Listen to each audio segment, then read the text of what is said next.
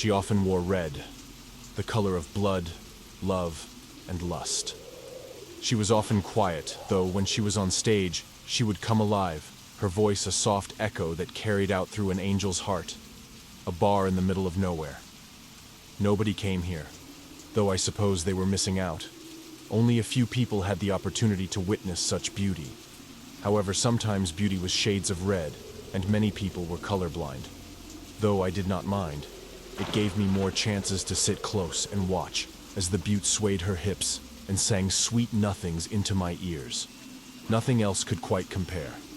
However, something seemed different that night. It was as if her wings were clipped, and her voice held a note of sorrow that an average person could not place. It was a melody of heartbreak, of love's loss. If I could show her love, perhaps her heart would be mended. However, a part of me knew I did not stand a chance. With long legs, dark black flowing hair, pale blue eyes, and the voice of a nightingale, I was no match for her.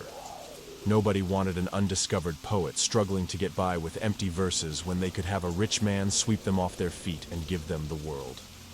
Though, I could at least wistfully think I had a chance to live in paradise as I write these lines of sorrow with such twisted fabrications.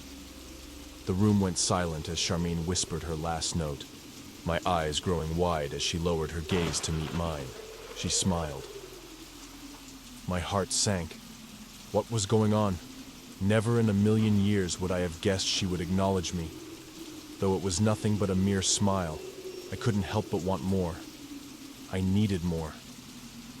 Stepping down from the stage, Charmaine walked over to me and sat down with deft ease. I forgot how to breathe as she looked me in the eyes again. The same sorrow in them, but with a hint of mischief dancing in them all the same. If I could write these lines, I am sure there would be butterflies. So, do you come to see my shows often? Charmaine asked, placing her soft, slender fingers on my hand. They were cold. You have a lovely voice, was all I could muster. Charmaine smiled as she leaned forward, her breath cool and crisp. Is that so? Yeah, I think that is the only reason anyone comes to this bar. It's surely not for the drinks, I say half-heartedly, as I lift the mostly full glass to my lips before taking a drink. My heart was on fire. She coos, inching forward just a bit more. At least someone respects my talents. My ex sure didn't. Left me for another woman, that bastard. He's missing out, I suppose. Though, I guess that doesn't matter anymore. I have a handsome man in front of me now. I should consider myself lucky. I'm not all that great, I say softly as she reaches out her cold hand and touches my burning cheek. I don't know about that. You seem just fine to me, Charmaine laughs. The type of laugh that would send any man running wild in his imagination. Surely this was a dream. One that I did not want to wake from. So, what are you doing after this? She asks, her eyes dark and full of meticulous intentions. Going home, I suppose. There's nothing else to do. That's a shame. Why don't you come home with me instead? She smiles again, though it's a bit darker this time, as if she is luring me into a place of such unknown. A part of me wants to take the bait. Another part knows I shouldn't. I don't know if that's a good idea. Don't be silly. There's nothing to worry about. Everything will be okay, Charmaine says, as she brings her finger to her lips in thought. Oh, how about this? Why don't you take me to a movie instead? Can you at least humor me that much? Glancing at my watch, I looked at the time.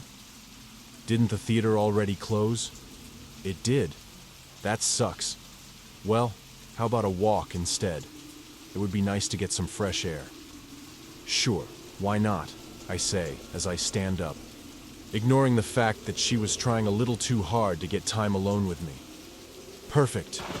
She smiles again, her eyes now full of life. Follow me.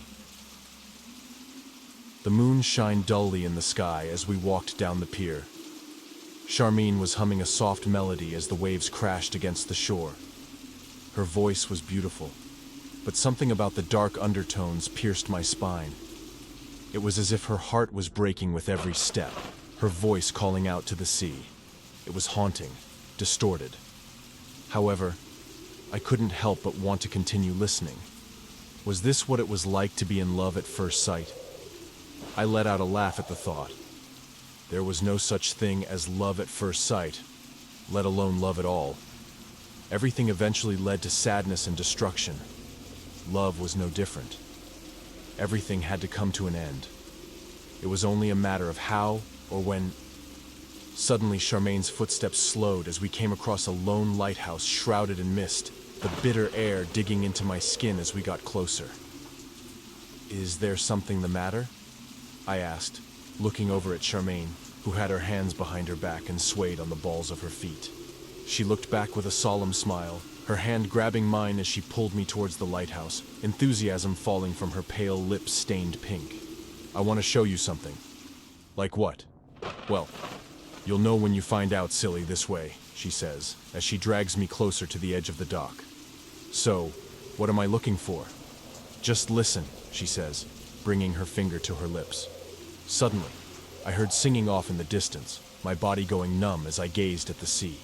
The melody was beautiful, almost as amazing as Charmaine's performances. However, something wasn't right. Charmaine's sudden laughter had my skin crawling.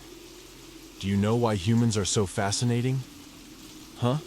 I asked, taken aback by the sudden question. "It's because they so easily do as others want, as if it will reap some marvelous reward. What did you think would happen if you came out here with me? Were you hoping for a kiss, perhaps? Did you want to mend my heart? Did you think it was broken? Did you think I was in pieces and needed to be put back together? I didn't ask for you to pity me, but you did. You always did. Every time you came and watched me sing, I knew you were watching with pity in your eyes. How do you think that made me feel? How do you think it makes me feel that people only come to watch me sing because of commiseration or my looks or voice? Nobody cares to hear from the heart, and that's truly a shame. If so, maybe things would not have to be this way." "Who said that I thought any of that?" I asked, dumbfounded. "The look in your eyes says it all. I'm not stupid. I know your deepest desires, Eric." "How do you know my name?" "It's not hard to read your thoughts, you know. I must say, some of the things you think are truly poetic. However, I have no intention of falling in love with you. I want you to know that. Though, there is a reason I asked you to come here." "And why is that?" I asked, stepping back, inverting my gaze to the stores that seemed so far away.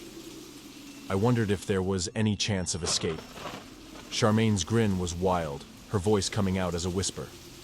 "There's no escape." "How did you—" "I told you it wasn't hard to read your mind, silly.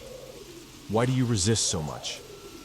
I started to run, my voice panicked as I screamed for help, my feet tripping over themselves before I came to a sudden halt. Charmaine was singing, her voice dark. My feet slowly started moving on their own and back to the end of the dock. My vision was hazy. I could only see Charmaine's bright red dress fluttering in the breeze as I was dragged back to her against my will. Why wouldn't my body listen to me? "Why are you doing this? What did I ever do to you to deserve this? I am sorry if I ever offended you, so please let me go. I'll do anything as long as you spare my life. I don't want to die." A melody of death played from the waves that crashed against the shore, my feet at the end of the dock. Charmaine let out a small laugh. "Didn't you say that all things come to an end? Your love for me was no different. So, do me a favor, let it die here." And as I took a step forward, the world went dark.